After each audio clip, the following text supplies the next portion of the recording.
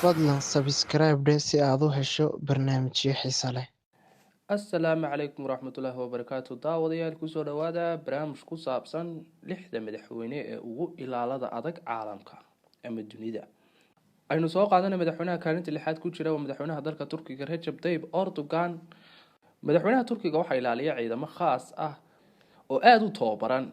Marka uu safrayo waxaa raacda ilaaladiisa gaarka ah kuwaas oo mararka qaar ku socda xawaare saa'id ah.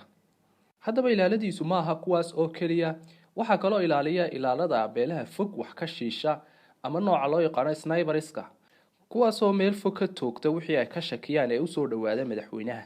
Madaxweyne Erdogan ma isticmaalo gawaadhida yaryar oo keliya, balse mararka qaar waxa uu ku safraa gawaadhida waaweyn sida basaska, iyadoo oo ilaaladiisu dhinac walba ay ka waardiyeynayso.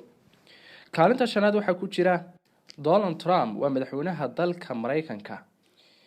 barnaamijka waxaynu kusoo qaadanaynaa kahor intaanu madaxweynaha noqon madaxweyne Donald Trump ee aan loo dooran jagada madaxtinimada waxa uu ganacsade ka caan ah dalka Mareykanka, waxaanu lahaa ilaalo khaas ah sida ay sheegaan warbaahinta Mareykanku. waxaanu amnigiisa ku bixin jiray sanadkii lacag dhan 1 milyan oo dollar. 4. Xi Jinping waa madaxweynaha dalka Shiinaha ee loo calama saaray dhowaan inta cimrigiisa ka dhiman inuu madaxweyne ka ahaado dalkaasi. waxaa amnigiisa sugo ciidamo khaas ah oo sidoo kalena ilaaliya madaxda sare ee xisbiga shuuciga ah ee la yiraahdo Communist Party. tirada ilaalada ay warbixintu sheegayaan ayaa waxa lagu qiyaasay ilaa 8,000 oo askari, kuwaas oo usii kala qaybsama 7 qaybood. ilaalada khaaska u ah xafiiska madaxweynaha waxaa la siiyaa tababar gooni ah. askari kastaana waxa uu wataa 3 hub oo kala duwan.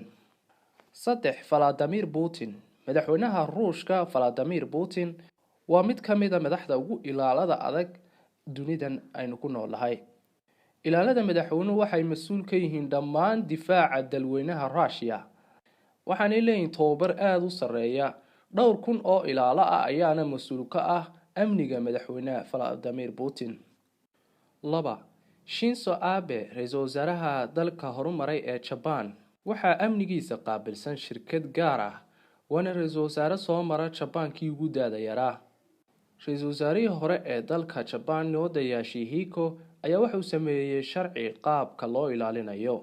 iyadoo laga duulayo aragtidaas ayaa ilaalinta ra'iisul wasaaraha loo isticmaalaa tiknoolajiyad aad u horumarsan. wax jidad ahna looma xidho xitaa marka uu marayo jidadka aadka u mashquulka badan ee Japan. ilaaladiisa ayaa baabuurta daaqadooda ka soo baxda, deetana baabuurta waxay ku amraan inay si degdeg ah u socdaan, mana isticmaalo mootooyin maadaama jidadka Japan ay yihiin qaar aad u mashquul badan oo cidhiidhi ah. 1. Kim Jong-un, madaxweynaha Kuuriyada Waqooyi.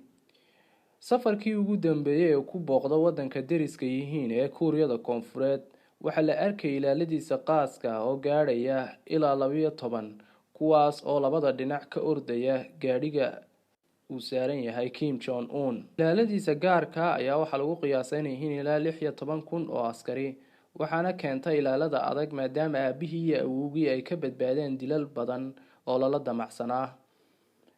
intaa ayuu ku dhan yahay barnaamijkeenu kaga hadlaynay lixda madax ee caalamka ee ugu ilaalada adag. saad ula socoto barnaamijyada kale ee ka baxaya channelka, fadlan subscribe dheh. haddii barnaamijkani si fiican kuu cajabiyeyna fadlan like saar. aad iyo aad baad ugu mahadsantihiin daawashada fiidiyowga. mahadsanid.